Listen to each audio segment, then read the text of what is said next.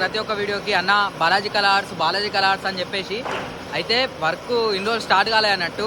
అయితే ఇది 4వ రోజు అయితే వర్క్ స్టార్ట్ అయితే ఒక పెద్ద గణపతులు అయితే స్టార్ట్ అయినాయి. ఆల్రెడీ ఒక 20 ఫీట్స్ అట్లా గణపతులు అయితే స్టార్ట్ అయినాయి.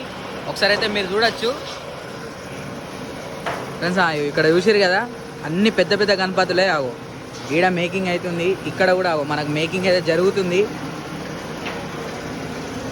చూసిరు కదా పెద్ద గణపతి మేకింగ్ జరుగుతుంది బాలాజీ కళా ఆర్ట్స్లో అయితే.